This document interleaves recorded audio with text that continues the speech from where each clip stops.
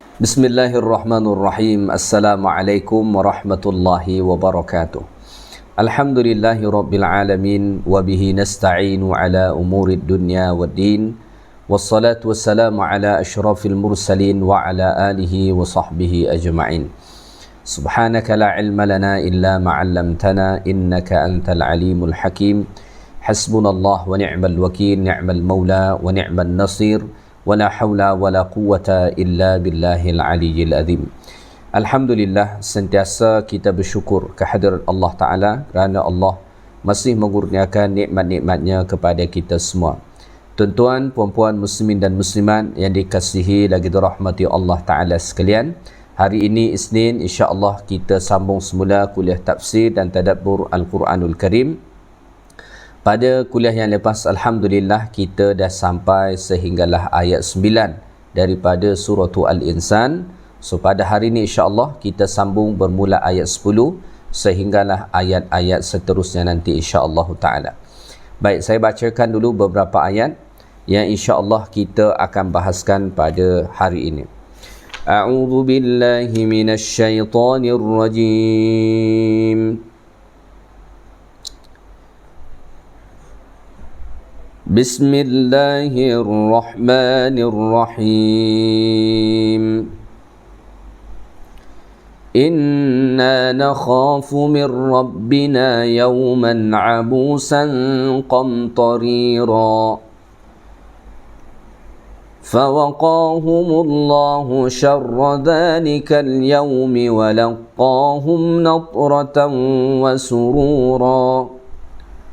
وجزاهم بما صبروا جنة وحريرا متكئين فيها على الأرائك لا يرون فيها شمسا ولا زمهريرا ودانية عليهم ظلالها وذللت قطوفها تذليلا ويطاف عليهم بآنية من فضة وأكواب كانت قوارير من فضة قدروها تقديرا. Sadaqallahul azim. Okay, saya bacakan sehingga ayat 16 saja dahulu. Mudah-mudahan nanti cukup masa kita boleh bahaskan ayat-ayat Allah Ta'ala ni. Baik, Allah Ta'ala berfirman pada ayat 10. Inna nakhafu min rabbina yawman abusan qamtarira. Yang bermaksud kami sebenarnya takutkan Tuhan kami. Takut ia kenakan azab kepada kami pada hari yang muka orang-orang yang bersalah masam dan berkerut-kerut. Tuan-tuan dan puan-puan muslimin dan muslimat yang dikasihi lagi dirahmati Allah Ta'ala sekalian. Ayat 10 ni adalah sambungan kepada apa yang Allah Ta'ala sebut pada ayat-ayat sebelum ni, iaitulah tentang amalan yang dilakukan oleh golongan al-abrar, golongan orang-orang yang masuk ke dalam syurga Allah Ta'ala dan menikmati pelbagai kenikmatan di sana, tentang amalan yang mereka lakukan semasa mereka hidup dekat dunia. Pada ayat-ayat sebelum ni Allah Ta'ala telah pun menjelaskan, antaranya ialah mereka menepati nazar apabila mereka bernazar. Mereka takutkan akan hari akhirat. Yang ketiga, mereka memberi makan kepada orang-orang miskin, anak yatim dan juga kepada tawanan perang. Dan mereka melakukan ini dengan penuh keikhlasan kepada Allah Subhanahu wa Ta'ala. Sehingga kan ketika mana mereka berbuat baik kepada orang lain, mereka sama sekali tak mengharapkan ganjaran balasan apapun. Bahkan ucapan terima kasih sekalipun mereka tak harapkan. Pada ayat 10 ni Allah Ta'ala menjelaskan lagi sambungan bagaimana mereka semasa hidup dekat dunia. Apakah motivasi mereka melakukan amal-amal kebaikan itu? Allah Ta'ala mengatakan, Inna nakhafu min Rabbina. Sesungguhnya kami takut akan Rabb kami, takut akan Tuhan kami, ya, yang mana yauman abusan qamtarira, takut Allah Ta'ala kenakan azab kepada mereka pada suatu hari nanti, iaitulah di akhirat, abusan qamtarira, wajah yang masam berkerut-kerut. Jadi mereka ni semasa hidup dekat dunia, mereka amat takutkan akan azab Allah Subhanahu wa Ta'ala di negeri akhirat, sehinggakan itu membuat mereka bersungguh-sungguh dalam melakukan amal-amal kebaikan dan bersungguh-sungguh daripada meninggalkan perkara-perkara yang ditegah oleh Allah Subhanahu wa Ta'ala. Pada ayat ni Allah Ta'ala menyatakan mereka takut kepada Allah Subhanahu wa Ta'ala akan azab Allah Ta'ala pada hari yang padanya muka orang-orang yang bersalah abusan. Abusan ni bermuka masam. Jadi nanti di padang mahsyar, orang-orang yang banyak melakukan kesalahan semasa hidupnya, menderhaka kepada Allah Ta'ala semasa hidupnya, maka wajah mereka nanti di akhirat dalam keadaan yang amat sangat masam, bahkan qamtarira, bahkan berkerut-kerut lagi pada wajah mereka, berkerut antara kedua mata mereka ini, berkerut pada dahi mereka ini. Kenapa begitu tampilan mereka nanti di sana? Oleh kerana dahsyatnya azab Allah Ta'ala pada ketika itu, oleh kerana dahsyatnya huru-hara hari kiamat pada saat itu, dan mereka menyaksikan bahawa tidak akan ada keselamatan bagi mereka. Seoleh kerana itu hari yang paling menggerunkan, itu hari yang paling membimbangkan, sehingga akan hati mereka dipenuhi dengan ketakutan. Bahkan ketakutan itu bukan sahaja dalam hati mereka, tetapi juga nampak pada wajah mereka yang masam lagi berkerut-kerut. Inilah yang tertanam dalam hati mereka semasa hidup dekat dunia. Ada rasa takut yang sangat besar terhadap Allah Subhanahu wa Ta'ala, khasnya azab Allah Ta'ala nanti di padang mahsyar, yang membuat wajah setiap orang yang bersalah itu masam dan berkerut-kerut. Sepatutnya inilah juga yang kita lakukan apabila kita ingin selamat di sana, apabila kita ingin mendapatkan syurga Allah Subhanahu wa Ta'ala.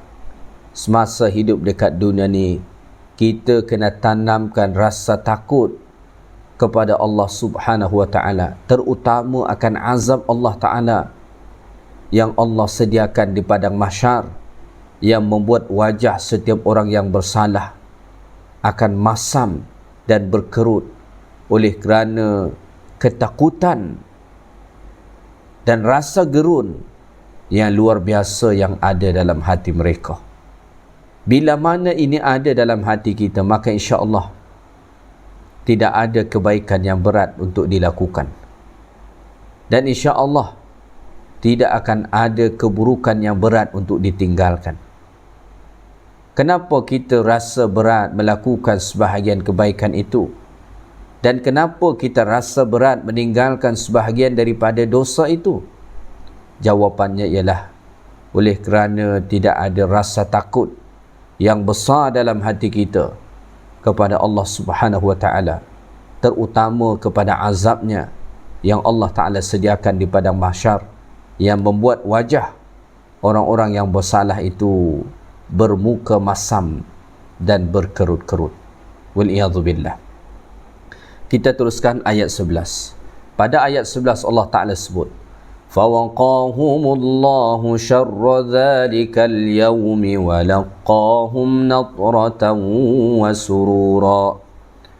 Dengan sebab mereka menjaga diri dari kesalahan, maka Allah selamatkan mereka dari kesengsaraan hari yang demikian keadaannya, serta memberikan kepada mereka keindahan yang berseri-seri di muka dan perasaan riang gembira di dalam hati.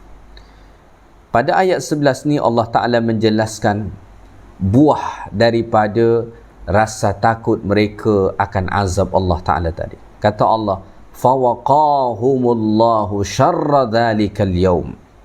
Maka Allah selamatkan mereka daripada keburukan hari itu, daripada azab seksa yang amat buruk pada hari kiamat itu. Allah selamatkan mereka. Apa yang membuat mereka selamat? Rasa takut mereka terhadap Allah itu yang membuat mereka menjadi selamat. Maka para ulama mengatakan, khaufuka wiqayatun. Rasa takutmu itu adalah benteng penyelamat bagi engkau. Jika kita ingin selamat di akhirat daripada azab Allah Ta'ala, daripada keburukan-keburukan hari itu, maka buatlah benteng kita, dan benteng itu ialah rasa takut kepada Allah Subhanahu Wa Ta'ala. Bagaimana supaya muncul rasa takut kepada Allah Ta'ala ni? Cara dia ialah kita kena ada ilmu. Kita kena ada ilmu. Allah Ta'ala mengatakan dalam Al-Quran, innama yakhshallaha min ibadihil ulama. Yang betul-betul takut kepada Allah Ta'ala tu hanya golongan orang-orang yang berilmu sahaja. Maka ilmu sepatutnya melahirkan rasa takut kepada Allah. Dan rasa takut kepada Allah Ta'ala ni melahirkan amal-amal kebaikan dan meninggalkan amal-amal keburukan. Melakukan amal-amal kebaikan dan meninggalkan amal-amal keburukan ni akan menyebabkan seseorang selamat daripada keburukan hari kiamat, selamat daripada azab seksa Allah Ta'ala yang Allah Ta'ala sediakan pada hari kiamat. Ya. Fawaqahumullahu syarra dhalikal yawm walaqahum natratan wa surura. Serta Allah memberikan kepada mereka keindahan yang berseri-seri pada wajah dan perasaan riang gembira di dalam hati. Allah Ta'ala bukan sahaja menyelamatkan mereka pada hari itu daripada azab Allah Ta'ala, bahkan Allah Ta'ala memberikan kenikmatan kepada mereka berupa natrah. Natrah itu ialah wajah yang berseri-seri, tampak kebahagiaan pada wajah mereka. Dekat dunia ni, kalau kita berjumpa dengan orang, dia tengah bahagia, selalunya kita boleh nampak pada wajah tu. Natrah. Natrah itu ialah berseri-seri pada wajah. Wasurura, dan Allah bagi kegembiraan dalam hati mereka. Ya. Maka idza sarral qalb istanaral wajah. Ketika mana hati gembira, wajah pun akan berseri-seri. Begitulah gambaran mereka yang takut kepada Allah dan azabnya semasa hidup dekat dunia, maka di akhirat nanti mereka selamat. Oleh kerana mereka selamat daripada keburukan hari itu, daripada azab itu, dan mereka akan masuk ke dalam syurga, maka hati mereka amat sangat gembira. Hati mereka amat sangat senang, sehinggakan kegembiraan yang ada dalam hati mereka tampak pada wajah. Maka zahir dan batin mereka dalam keadaan yang sangat senang dan gembira. Al-Imam Ibn Qayyim Al-Jauziyah rahimahullah mengatakan, jama'alahum bainan natrah was surur. Pada ayat ni Allah Ta'ala menghimpunkan kenikmatan bagi mereka antara natrah, wajah yang berseri-seri, wasurur, dan kegembiraan dalam hati. Allah himpunkan, Allah Ta'ala sebut wajah yang berseri-seri dan kegembiraan dalam hati, ya. Wa hadha jamalu zahirihim. Seseorang yang mendapat natrah, ini adalah keindahan pada zahir. Wa hadha hadu bawatinihim. Dan surur, kegembiraannya dalam hati, itu keadaan terbaik pada batin seseorang. Kenapa Allah Ta'ala bagi begitu kepada mereka? Kenapa Allah Ta'ala mesti sebut Allah Ta'ala bagi wajah mereka berseri-seri dan hati mereka ini riang gembira, ya? Allah Ta'ala bagi kepada mereka kenikmatan zahir dan batin. Alasannya, kata Al-Imam Ibn Qayyim Al-Jawziyah, kama jammalu fid dunya zawahirahum bi syara'il Islam wa bawatinahum bi haqa'iqil iman. Allah Ta'ala bagi kegembiraan tampak pada wajah mereka dan dalam hati mereka kerana semasa mereka hidup dekat dunia, zahir mereka ini dihiasi dengan syariat-syariat Islam. Semasa hidup dekat dunia, zahir mereka ini melakukan syariat-syariat Islam. Mata mereka memandang sesuai dengan syariat Islam. Telinga mereka mendengar sesuai dengan syariat Islam. Lisan mereka berkata sesuai dengan syariat Islam. Anggota tubuh badan mereka ini melakukan apa-apa yang Allah Ta'ala perintahkan. Sehingga kan Allah Ta'ala bagi natrah. Allah Ta'ala bagi kepada mereka wajah yang berseri-seri dekat sana. Manakala batin mereka pula Allah Ta'ala bagi kegembiraan, oleh kerana semasa mereka hidup dekat dunia, mereka menghiasi batin mereka dengan haqa'iqal iman, dengan hakikat keimanan. Jadi semasa hidup dekat dunia, zahir mereka ini melakukan amal-amal kebaikan sesuai dengan syariat Islam, batin mereka pula sentiasa dihiasi dengan iman.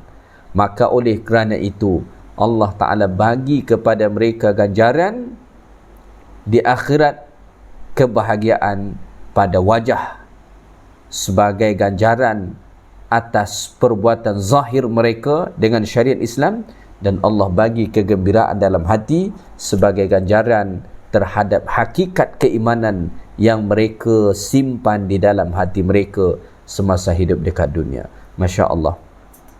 Ya, apabila seseorang mendapatkan kenikmatan ni, maka inilah kenikmatan yang tiada bandingan sama sekali. Dekat dunia ni ada orang bahagia tampak pada wajah, tapi batin sebenarnya tak bahagia. Ya. Oleh kerana tidak mendapatkan kenikmatan yang sebegini, maka supaya dapat ini, perbaiki amal zahir dan amal batin kita. Amal zahir itulah menjalankan syariat Islam, amal batin itulah menjaga hati kita dengan keimanan yang sebenar-benarnya. Jangan kotori hati kita, jangan penuhi dia dengan sifat-sifat yang busuk, supaya Allah Ta'ala bagi kegembiraan dalam hati nanti, dan Allah Ta'ala bagi sinar, nur, cahaya pada anggota zahir kita pula, ya. Walaqahum natratan wa surura. Jadi sebagaimana orang-orang yang melakukan kesalahan dan banyak dosa itu bermuka masam dan berkerut-kerut, orang-orang yang sentiasa melakukan amal-amal kebaikan dan yang menyimpan rasa takut kepada Allah semasa hidup dekat dunia, Allah Ta'ala bagi kepada mereka wajah yang berseri-seri dan hati yang penuh kegembiraan sebagai lawan kepada, ini berlawanan dengan keadaan orang-orang yang sentiasa melakukan kesalahan semasa hidup dekat dunia. Baik, kita teruskan ayat 12. Pada ayat 12 Allah Ta'ala berfirman, وَجَزَاهُمْ بِمَا صَبَرُوا جَنَّةً وَحَرِيرًا. Dan kerana kesabaran mereka, mereka dibalas oleh Allah dengan syurga dan pakaian sutera. Pada ayat 12 ni pun Allah Ta'ala menjelaskan apa antara amalan yang mereka lakukan sehinggakan Allah bagi mereka ganjaran itu. Kata Allah, wajazahum, wa athabahum, Allah Ta'ala bagi kepada mereka ganjaran itu bima sabaru, oleh kerana mereka sabar. Jadi salah satu yang menyebabkan mereka masuk ke dalam syurga Allah Ta'ala dan selamat pada hari kiamat ialah kesabaran mereka semasa hidup dekat dunia. Sabar dalam hal apa? Sabar dalam 3 perkara. Pertama, mereka ini sabar ala ta'ah, sabar dalam melakukan ketaatan. Nak buat ketaatan ni, kadang-kadang kita malas, kadang-kadang kita rasa berat, ya, macam-macam dugaan, boring, ya, rasa berat, macam-macam. Mereka ni sabar. Dia sabar melakukan amal-amal kebaikan tu. Dia tahan diri dia ni daripada memperturutkan hawa nafsu dia. Sebenarnya hawa nafsu menginginkan tidak melakukan kebaikan tu, tapi dia tahan keinginan hawa nafsu tu dan dia lakukan sesuai dengan apa yang Allah Ta'ala perintahkan. Sabarun ala ta'ah. Dia sabar dalam melakukan ketaatan. Kita dalam melakukan ketaatan ni pun tak mudah. Kalau kita tak sabar, ya, kalau kita tak sabar, kita tak boleh buat amal-amal kebaikan tu. Kena sabar. Nak sembahyang kena sabar, nak puasa kena sabar, ya, nak bersedekah kena sabar, nak baca Quran kena sabar, ya, nak menolong orang kena sabar, nak belajar agama kena sabar. Setiap kebaikan yang hendak dilakukan ianya memerlukan kepada kesabaran. Kerana hawa nafsu kita sentiasa menginginkan perkara yang berbeza. So oleh kerana itu kita perlu sabar. Yang kedua, mereka sabaru anil maksiyah. Mereka sabar daripada melakukan maksiat. Tarikan untuk melakukan maksiat itu dahsyat. Kuat tarikan tu. Mengajak supaya bermaksiat kerana maksiat ini nampak indah, nampak menyenangkan, nampak nikmat dan lain sebagainya. Tetapi mereka sabar. Dia tahan diri dia ni sehingga akan tidak memperturutkan ajakan syahwat dia untuk melakukan perkara yang ditegah oleh Allah Ta'ala tu. Dan yang ketiga, sabaru anil musibah. Ketika mana Allah Ta'ala bagi kepada mereka musibah, dugaan-dugaan dalam hidup, mereka sabar. Mereka sabar. Allah duga dengan sakit, dia sabar. Allah duga dengan kemiskinan, dia sabar. Allah duga dengan masalah-masalah dalam hidup, dia sabar. Musibah itu tidak membuat dia berhenti daripada mengabdikan dirinya kepada Allah Subhanahu Wa Ta'ala. Musibah itu dia tidak membuat dia berhenti daripada melakukan ketaatan kepada Allah Subhanahu Wa Ta'ala. So oleh kerana itulah Allah Ta'ala sebut pada ayat ni, wajazahum bima sabaru. Allah Ta'ala bagi kepada mereka ganjaran oleh kerana kesabaran yang mereka lakukan. Maka kita dalam hidup ni kena sabar. Kena sabar. Ya, sabar itu sentiasa mendatangkan hasil yang baik. Tak pernah ada kesabaran yang berakhir dengan keburukan. Ya.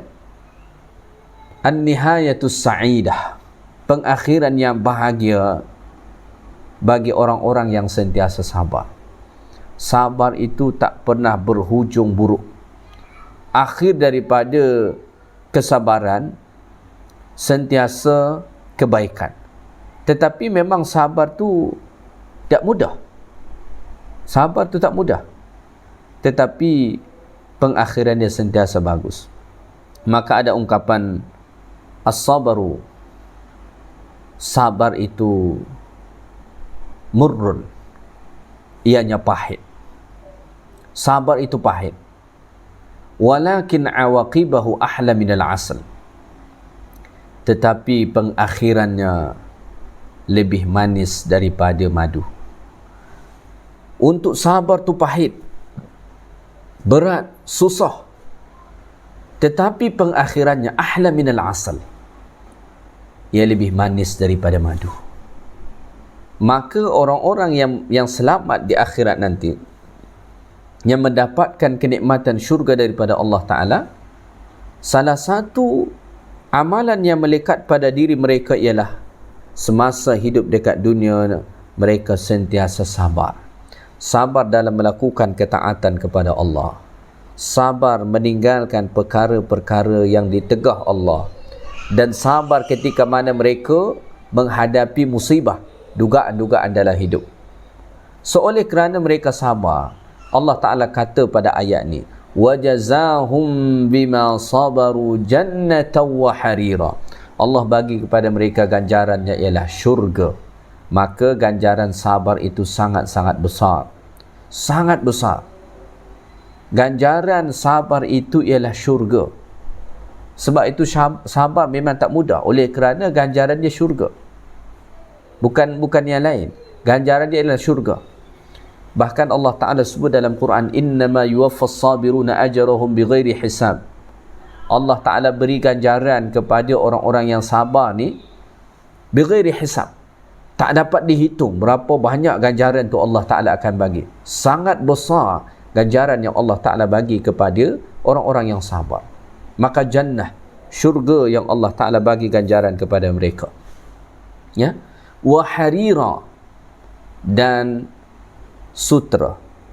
Ini sebahagian daripada kenikmatan yang ada di dalam syurga itu ialah sutra.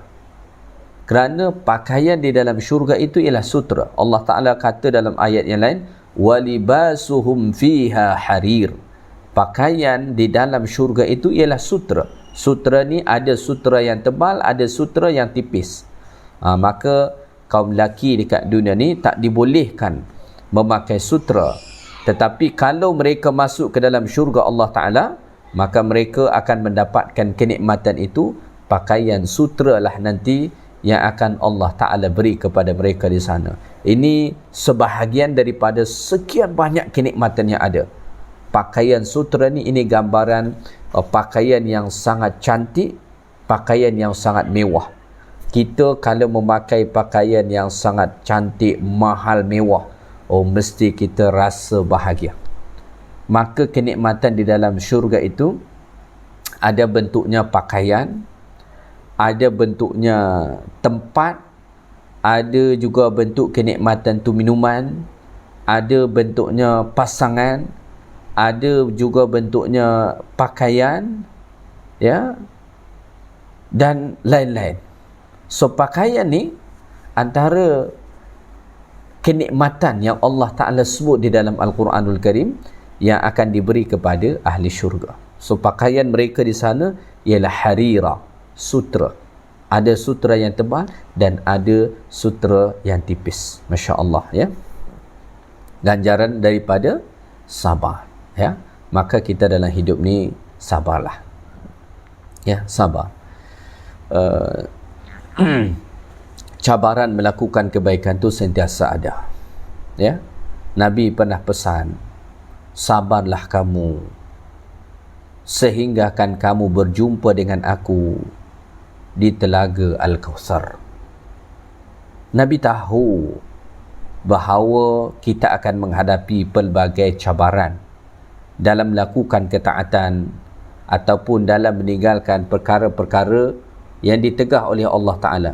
Kita akan menghadapi pelbagai cabaran dalam hidup ni. Tetapi kata Nabi, sabarlah kamu sehingga akan kamu berjumpa dengan aku di telaga Al-Kautsar. Tak lama hidup ni. Tak lama. Kita dah hidup sekian puluh tahun.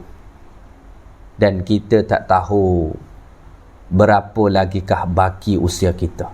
Kita tak pernah tahu. Yang jelas setiap hari, setiap saat, baki usia kita semakin berkurang. Maka pilihlah untuk sabar dalam hidup ni, kerana kesabaran kita ni dah tak lama. Ganjaran dia ialah syurga Allah Subhanahu Wa Ta'ala. Dan pelbagai kenikmatan yang ada di sana, salah satunya ialah pakaian sutra yang Allah Ta'ala sediakan kepada ahli syurga yang masuk ke dalam syurga Allah Subhanahu Wa Ta'ala. Baik, kita teruskan ayat 13. Ayat 13 ni Allah Ta'ala menjelaskan tentang bagaimana keadaan mereka di dalam syurga. Kata Allah Ta'ala, muttaki'ina fiha 'alal araik la yarawna fiha syamsan wala zamharira. Mereka berehat di dalam syurga dengan berbaring di atas pelamin-pelamin yang berhias. Mereka tidak nampak di situ adanya matahari dan tidak juga merasai suasana yang terlampau sejuk. Selepas mereka masuk ke dalam syurga, memakai pakaian yang mewah yang terbuat daripada sutera, menikmati pelbagai makanan dan minuman yang ada di sana, maka antara kenikmatan yang ada, muttaki'in, mereka di sana berehat di dalam syurga itu dengan berbaring. Muttaki'in ini kata para ulama ialah cara duduknya para raja. Al-ittika huwa jilsatul muluk, ia adalah cara duduk para raja. Bagaimana muttaki'in ni atau ittika ni? Jilsah bainal julus wal ittaja'. Dia adalah berbaring antara duduk dan berbaring. Ini adalah cara duduk berehat yang paling selesa. Supaya kita mudah faham bagaimana gambaran muttaki'in ataupun ittika ni, dia macam orang yang berjemur di tepi pantai ataupun di tepi swimming pool, ya. Biasa ada tempat-tempat berehat di situ. Nak kata berbaring, taklah berbaring macam berbaring atas katil. Nak kata duduk bersandar pun tidak. Itulah dia muttaki'in. Begitu keadaan mereka di dalam syurga. Di manakah mereka berbaring itu? Alal araik, di atas araik. Araik ini ialah pelamin-pelamin yang berhias. Dalam Quran, Allah Ta'ala ulang sebanyak 5 kali perkataan araik. Para ulama salaf menjelaskan supaya dikatakan araik, dia mesti memenuhi beberapa syarat. Pertama, antakuna murtafa'ah. Pertama, dia tinggi. Dia bukan melekat pada tanah, tapi dia tinggi. Ya. Yang kedua, dia ada kubah. Supaya dikatakan araik tu, pertama dia tinggi, kemudian dia ada kubah di atas. Yang ketiga, dia mempunyai hiasan. Ya. Kemudian yang keempat, di sana ada pelbagai permata mutiara ataupun emas, berlian dan lain sebagainya. Itulah gambaran araik ini. Satu tempat yang super mewah, mengalahkan pelamin-pelamin yang ada di dunia ini. Itulah gambaran dia. So disitulah ahli syurga tadi berbaring. Kemudian Allah Ta'ala menjelaskan, la yarawna fiha syamsa wala zamharira. Di dalam syurga itu mereka tidak melihat matahari ataupun hawa yang panas dan tidak pula merasai suasana yang terlampau sejuk. Jadi di dalam syurga mereka tak rasa panas dan juga tak ada rasa sejuk. Maka di dalam syurga tidak ada matahari dan tidak ada bulan. Ya. Maksudnya tidak ada cahaya siang dan malam. Sebagaimana cahaya di dalam syurga, kalau bukan daripada cahaya matahari dah tak ada, kerana ketika mana berlaku hari kiamat, matahari telah pun digulung Allah Ta'ala. So para ulama mengatakan fadiyaul jannah, cahaya di dalam syurga itu min naw'in khas, ia cahaya yang khas Allah Ta'ala bagi, la na'rifa tabi'atahu illa ba'da an nadakhalaha. Kita tak akan pernah tahu bagaimana cahaya itu melainkan kita masuk dahulu ke dalam syurga. Ya, yang jelas di dalam syurga tak ada matahari dan tak ada bulan. Maka la yarawna fiha syamsa wala zamharira. Mereka tidak melihat matahari yang mendatangkan panas, hawa yang panas, dan juga tidak merasai suasana yang sejuk. So udara di dalam syurga itu mu'tadil, tengah-tengah itu, ya, tengah-tengah. Kenapa Allah Ta'ala tidak ada buat panas dan sejuk di sana? Qatadah mengatakan, alimallahu anna shiddatal har tu'zi. Kerana kalau ada panas, panas itu dapat menyakiti, ya. Wa shiddatal barad tu'zi, dan terlampau sejuk juga dia akan menyakiti, kan? Kalau terlampau panas menyakiti, terlampau sejuk juga menyakiti. Maka oleh kerana itu Allah Ta'ala bagi udara di dalam syurga itu antara panas dan sejuk. Maka ada pendapat mengatakan udara di dalam syurga itu seperti udara pada waktu subuh. Tidak kita rasa panas dan tidak pula sejuk, antara itulah. Sehingga kan Allah Ta'ala tiadakan panas dan sejuk di dalam syurga kerana panas itu dapat menyeksa dan sejuk itu juga dapat menyeksa. Dan syurga tidak ada seksaan sedikit pun. Maka Allah tiadakan kedua-dua itu. Begitulah gambaran udara di dalam syurga Allah Ta'ala. Masya Allah. Kita teruskan ayat 14. Wadaniyatan alaihim zilaluha wa dhullilat qutufuha tadlila. Sedang naungan pohon-pohon syurga itu dekat kepada mereka, dan buah-buahan pula dimudahkan untuk mereka memetiknya dengan semudah-mudahnya. Selain mereka berbaring di atas pelamin-pelamin yang indah dan super mewah tadi, mereka juga berada di bawah naungan pokok-pokok yang ada di dalam syurga. Mereka bernaung di bawah situ bukan kerana panas. Allah Ta'ala dah kata tadi tak panas, tetapi ini menambah keindahan suasana di situ. Bukan kerana panas. Bernaung di situ bukan kerana panas, tetapi untuk menambah keindahan. Wa dhullilat qutufuha tadlila, dan mereka dimudahkan untuk mengambil ataupun memetik buah-buah yang ada di dalam syurga. Mereka tak payah panjat pokok, tak perlu ambil galah dan lain sebagainya. Kalau mereka ingin, maka buah itulah yang datang mendekat kepada mereka, dan mereka ambil, nikmati, makan makanan yang ada di dalam syurga Allah. Itulah gambaran syurga Allah Subhanahu wa Ta'ala, yang hakikatnya tak pernah kita lihat, hakikatnya tak pernah kita dengar, dan hakikatnya tak pernah terlintas di dalam hati kita.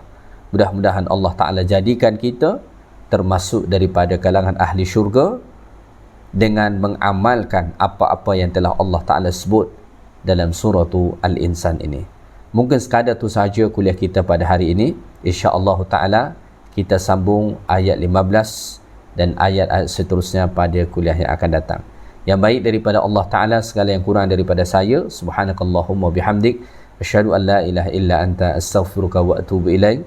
Wa sallallahu wa sallama ala nabiyyina Muhammad, walhamdulillahi rabbil alamin. Assalamualaikum warahmatullahi wabarakatuh.